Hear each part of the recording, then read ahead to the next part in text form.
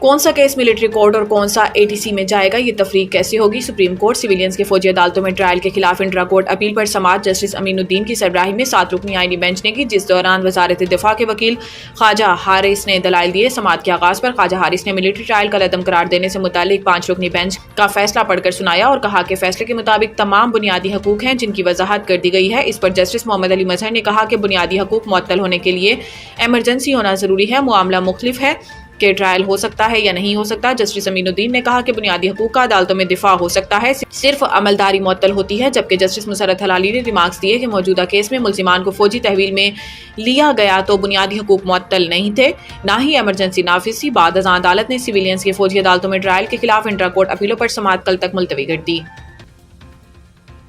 کسی غیر ملکی کو غیر قانونی طور پر پاکستان میں قیام کی اجازت نہیں دی جائے گی۔ وزیر داخلہ سر محسن نقوی سے امریکی سفیر ڈونلڈ بلوم نے الوداعی ملاقات کی، جس دوران وزیر داخلہ نے پاک امریکہ تعلقات کے فروغ کے لیے امریکی سفیر ڈونلڈ بلوم کی خدمات کو سراہا اور ان کے لیے نیک خواہشات کا اظہار کیا۔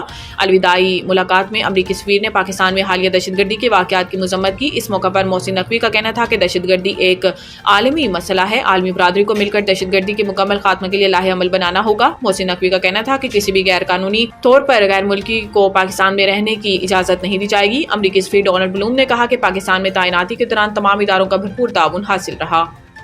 حج درخواستیں جمع کرانے سے رہ جانے والے پاکستانیوں کے لیے بڑی خوشخبری۔ حج درخواستیں جمع کرانے سے رہ جانے والے عازمین کے لیے بڑی خوشخبری آ گئی ہے۔ وزارت مذہبی امور نے سرکاری اسکیم کے تحت بچ جانے والے کوٹے پر دوبارہ حج درخواستیں لینے کا فیصلہ کر لیا۔ وزارت مذہبی امور کے ذرائع کے مطابق سرکاری اسکیم کے تحت مزید 5000 عازمین فریضہ حج ادا کر سکیں گے۔ آئندہ ہفتے سے 5000 درخواستیں وصول کی جائیں گی۔ نئی حج درخواستوں کی وصولی کے لیے 5 روز مقرر کرنے کی تجویز زیر غور ہے۔ ذرائع کا کہنا ہے کہ سرکاری حج اسکیم کے تحت 81,500 حج درخواستیں موصول ہوئی تھیں۔ سرکاری حج اسکیم میں رہ جانے والے 5000 کے کوٹے پر درخواستیں وصول کی جائیں گی۔ وزارت مذہبی امور نے نئی حج درخواستوں پر قرعہ اندازی بھی نہ کرانے کا فیصلہ کیا۔ پہلے آئیے پہلے پائیے کی بنیاد پر کنفرم حج ٹکٹ دیا جائے گا۔ وقت آنے پر IMF کو ہمیشہ کے لیے خدا حافظ کہہ دیں گے۔ تفصیلات کے مطابق وزیر اعظم شہباز شریف نے پاکستان اسٹاک ایکسچینج کے دورے کے موقع پر خطاب میں کہا کہ اسٹاک ایکسچینج کی کارکردگی سے ملک میں استحکام آیا ہے۔ اسٹاک مارکیٹ کی بہترین کارکردگی پر سب کو مبارکباد پیش کرتا ہوں۔ وزیر اعظم کا کہنا تھا کہ پہلی بار اسٹاک مارکیٹ کا دورہ کرنے پر خوشی ہوئی۔ معاشی ترقی کے سفر کا آغاز ہو چکا ہے۔ پاکستان کی معیشت دوبارہ سے اپنے قدموں پر کھڑی ہو رہی ہے۔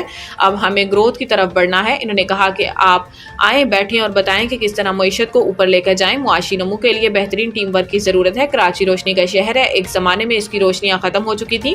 وزیر اعظم کا کہنا تھا کہ وقت آنے پر IMF کو ہمیشہ کے لیے گڈ بائے کہیں گے۔ اس وقت ہم IMF پروگرام میں ہیں، ان کی کمٹمنٹ کو پورا کرنا ہے۔